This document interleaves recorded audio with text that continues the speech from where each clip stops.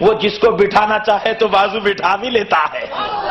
غوث اعظم کو بٹھایا تھا, غوث نے نظر ڈالی تو خواجہ غریب نواز کو بٹھا لیا, غوث نے نظر ڈالی تو بندہ نواز کو بٹھا لیا, غوث نے نظر ڈالی تو قطب الدین بختیار کاکی کو بٹھا لیا, غریب نواز نے نظر ڈالی تو صابر پیا کو کلیر میں بٹھا دیا, غریب نواز نے نظر ڈالی تو دنیا کے خطے خطے میں اپنے محبوبوں کو بٹھا دیا. بتایا سن, میں خدا کا انتخاب ہوں اور میں جو چاہوں جیسے چاہوں کر سکتا ہوں, ہاتھ میرے ہے, قوت خدا کی ہوتی ہے, سبحان اللہ, نظر میری ہے, دیکھنا خدا کا ہو رہا ہے, زبان میری ہے, قوت اور گویائی کلام کی قوت خدا کی ہوتی ہے. میں اگر کہہ دوں, ولی کہہ رہا ہے, میں اگر کہہ دوں تو چور بھی ابدال بن جاتا ہے. میں اگر کہہ دوں خنسا ہجڑا میرے پاس آئے تو ماں بن جاتا ہے. سبحان اللہ. اس لیے اجمیر میں پورے خنسا ایک ساتھ آتے عرس میں. غریب نواز نے ان کو بیٹا دے دیا تھا. پیارے بزرگ اور دوستو, اللہ کے ولی کی نظر کا کمال ہے. اللہ کا ولی جو چاہتا ہے اللہ اسے پورا کرتا ہے, کیونکہ ولی خدا کا انتخاب ہے. کڑپا کی سیٹ چلے گئی تو کیا ہوا کہ مرکز سے کنیکشن ٹوٹ گیا تھا, حالات سنبھل نہیں رہے تھے تو پھر سے اب ٹینشن. لیکن جب ملا ہوا تھا, یہاں پر برابر روڈیں بھی بن رہی تھی, الیکٹریسٹی بھی ہو رہی تھی, ڈرینیج پرابلم سالو ہو رہی تھی, بڑے بڑے مسئلے ڈیل ہو رہے تھے, مرکز سے کنیکشن جڑا ہوا تھا, دلی سے کڑپا کنیکشن تھا, مسئلے حل ہو رہے تھے, ٹوٹ گیا, مسئلے خراب ہو گئے. تو ولی کا کنیکشن بھی خدا سے جڑا ہوا ہوتا ہے. سبحان اللہ. ادھر جا کے بولے حضرت 2 بچے ہیں, تیسری بچی ہونا, ٹھہر خدا کو بول دیتا ہوں. سبحان اللہ. مرکز سے کنیکشن جڑا ہوا ہے, ولی سنتا ہے, خدا سے کہتا ہے, خدا کہتا ہے تو دینا چاہتا ہے دے دے تو میرا غلام خوش ہو جائے گا, بولے لے تیری خوشی کے خاطر دے دیتا. سبحان اللہ. سبحان اللہ. غریب نواز حضرت خواجہ حضرت غوث اعظم کی بارگاہ سے ایک خاتون کا گزر ہو رہا تھا, بڑھیا تھی, بہو کو ساتھ میں لے کر جا رہی تھی, رو رہی تھی. حضرت غوث اعظم بچے تھے, 7 سال کی عمر کے تھے, بال لے کر کھیل رہے تھے. غوث اعظم نے بڑھیا کو دیکھا, رحمت للعالمین کے خاندان کا ہے, کسی کو روتا ہوا نہیں دیکھ سکتا. سبحان اللہ. پوچھا مائی کیوں رو رہی ہے؟ کہا تو بچہ ہے, تجھے کیا معلوم ہے؟ بول کے تو دیکھ لے بچہ ہے یا بوڑھا پتا چل جائے گا. کہا نہیں تو بچہ ہے. بولے مائی ذرا بول کے تو دیکھ.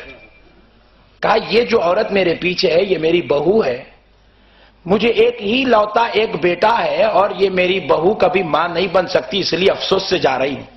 کہا مائی ٹینشن مت لے, جا, اللہ تجھے 11 بیٹے دے دے گا. رونے والی چھوٹے بچے کے منہ سے بڑی بات سنی تو مسکرائی, چلے گئی. پیارے بزرگ اور دوستو, کیا ہوا, دوسرے ہی دن خبر ہو رہی ہے کہ بہو حاملہ ہے. اللہ کے ولی کی زبان سے نکل گیا بہو حاملہ ہے. حالانکہ شادی ہوئی کئی سال ہو گئے. پوچھا مائی ادھر کدھر سے آ رہی ہے, رو کیوں رہی ہے؟ کہا فلاں ولی کی بارگاہ میں گئی تھی, انہوں نے مراقبہ کر کے بتایا کہ میری بہو اب ماں نہیں بن سکتی, میرے بیٹے کے مقدر میں کوئی اولاد نہیں ہے, اس لیے رو رہی ہوں کیونکہ میرا نسب اور حسب یہاں ختم ہو جائے گا.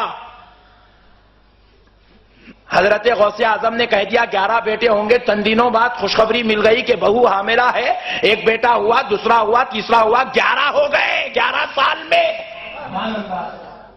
اور دیکھتی کیا ہے کہ پورے 11 پوتروں میں ولایت والی صفات موجود ہے. سبحان اللہ. سبحان اللہ. عام بیٹا نہیں, ولی پیدا ہو رہا ہے. اب غوث اعظم وہ بچے کو ڈھونڈنے کے لیے وہ ماں نکلی, چپا چپا ڈھونڈتی رہی, غوث اعظم نہیں ملے. کانوں میں ایک دن رکعت پڑ گئی کہ 18 سال کا ایک نوجوان اپنے ولی ہونے کا اعلان کر رہا ہے, اپنے غوث ہونے کا اعلان کر رہا ہے. اپنے قطب ہونے کا اعلان کر رہا ہے، اللہ کے محبوب ہونے کا اعلان کر رہا ہے۔ نبی نے جس طرح نبوت کی اعلان کیا تھا، یہ اپنی ولایت کا اعلان کر رہا ہے، تو سمجھ گئی وہی 7 سال والا بچہ ہوگا۔ اب اس کی عمر 18 سال ہے تو 11 سال کا وقت بیت گیا، اب بھاگی بھاگی دوڑی دوڑی غوث اعظم کا پتہ پوچھی گھر پہ آ گئی۔ غوث اعظم نے جیسے ہی دیکھا چہرہ پلٹا لیے، آ کے قدموں میں گر گئی، کہا بیٹا تو وہی ہے نا جو 11 سال پہلے مجھے پوتروں کی خوشخبری دیا تھا؟ کہا ماں ہاں میں وہی ہوں۔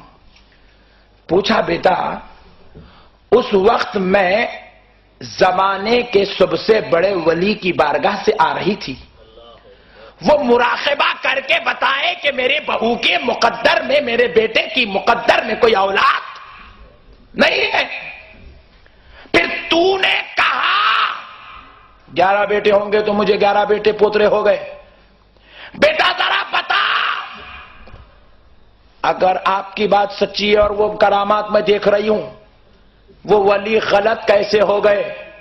تو کہا مائی خبردار سن لے، ولی کو غلط نہ کہنا، ولی غلط نہیں ہوتا۔